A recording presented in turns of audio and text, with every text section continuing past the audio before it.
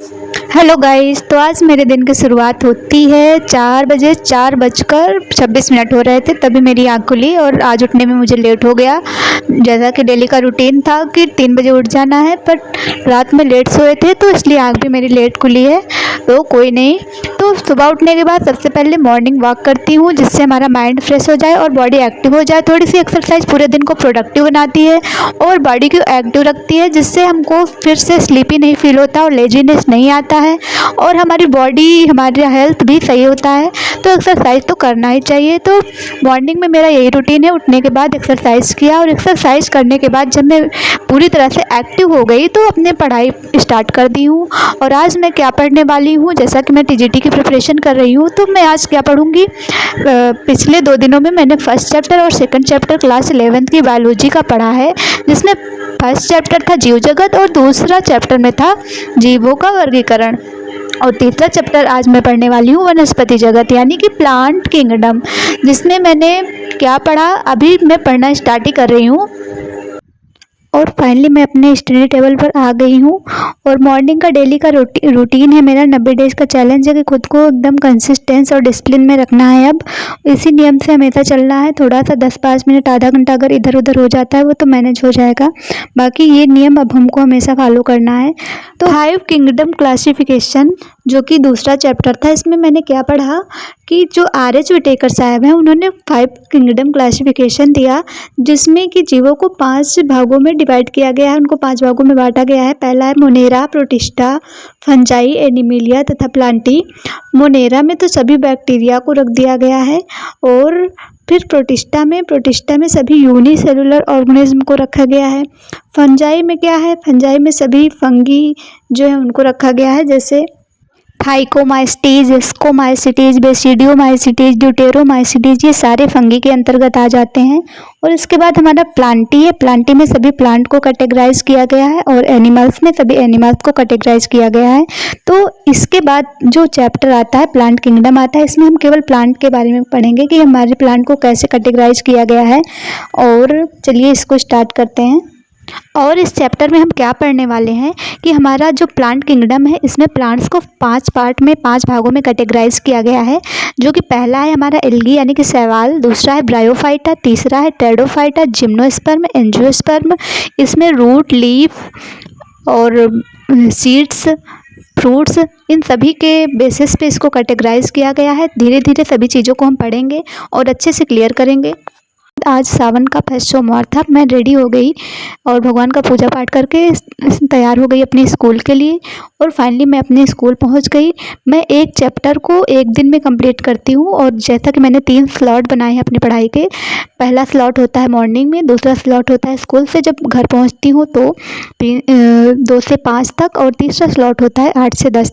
तो इस तीनों स्लॉट में मैं एक चैप्टर अपना अच्छे से फिनिश कर लेती हूँ। तो फाइनली अभी मैं स्कूल में आ गई हूँ और स्कूल में अच्छे से बच्चों के साथ सारा समय मेरा कट जाता है और काफ़ी नई नई चीज़ें सीखने को भी मिलती हैं। कुछ लोग मुझे बोलते हैं कि तुम अपनी पढ़ाई भी कर रही हो, घर का काम भी देखती हो, प्लस में कंटेंट भी क्रिएट करती हो, तो स्कूल को स्किप कर सकती हो। लेकिन उन्हें नहीं पता कि स्कूल से हमें रोज़ डेली नई नई चीज़ें सीखने को मिलती हैं। बच्चों से इंटरेक्ट करना और नई नई चीज़ें सिखाना, उनके साथ सीखना, ये बहुत ही ज़्यादा प्राउड की बात है। तो इसलिए मैं अपना स्कूल नहीं स्किप कर सकती, मैं इसके साथ ही अब सब कुछ लेकर चलूँगी और ये मेरे लिए बहुत ही ज़्यादा प्राउड की बात है, क्योंकि मैंने ऐसा फ़ील किया है कि जब से मैंने स्कूल ज्वाइन किया है मुझे बहुत सारी चीज़ें ऐसी सीखने को मिली हैं जो कि मुझे पहले नहीं आती थी। बहुत सारी चीज़ें बच्चों को सिखाने के लिए हम खुद सीखते हैं, फिर उसको जाकर बच्चों को सिखाते हैं, तो ऐसा क्या होता है कि हमको भी चीज़ें आने लगती हैं। और फाइनली मैं अपने घर पहुँच गई और आज मेरा फास्ट था, तो सबसे पहले अमरूद का फलहारी किया और थोड़ा सा रेस्ट करने के बाद मैं बैठ जाती हूँ अपनी पढ़ाई के लिए, जो कि मेरा सेकंड स्लॉट है। और सेकंड स्लॉट में जो मैंने मॉर्निंग में पढ़ा था उसके आगे से पढ़ूंगी। मॉर्निंग में मैं क्या पढ़ रही थी, प्लांट किंगडम में मैंने प्लांट किंगडम का इंट्रोडक्शन और शैवाल के बारे में पढ़ा था। अब उसके आगे मैं पढ़ूंगी। शैवाल में मैंने क्या पढ़ा था कि शैवाल का स्ट्रक्चर होता है, इसमें बहुत सारे डिफरेंसेस देखने को मिलते हैं। जैसे कि वॉलवॉक्स जो होता है उसका स्ट्रक्चर जो होता है वो कॉलोनियल होता है, और ठीक उसी तरह यूलोथ्रिक्स और स्पायरोगायरा जो शैवाल हैं वो फिलामेंटस होते हैं, तंतुमयी होते हैं। और इसके बाद एक केल्प शैवाल होता है जो कि बहुत ही विशालकाय होता है, बहुत ही बड़ी संरचना इसकी देखने को मिलती है। और जो हमारा शैवाल है वो वेजिटेटिव, सेक्सुअल और एसेक्सुअल तीनों टाइप से, और भी कई टाइप से लैंगिक जनन करते हैं, सेक्सुअल रिप्रोडक्शन करते हैं। और भी बहुत सारी चीज़ें मैंने इसके बारे में पढ़ी। और फाइनली कुछ मेन इनके टाइप्स हैं जिसके जैसे क्लोरोफाइसी हो गए, फियोफाइसी, रोडोफाइसी, इसके बारे में भी मैंने शैवाल में पढ़ा। और फिर मेरा नेक्स्ट टॉपिक आ जाता है ब्रायोफाइटा। अभी मैं ब्रायोफाइटा को पढ़ने जा रही हूँ, इसको अच्छे से पढ़ूंगी। ब्रायोफाइटा में मेन दो टाइप्स क्या है, लिवरवर्ट है और मॉसेस हैं, और इसको मैं अच्छे से पढ़ूंगी।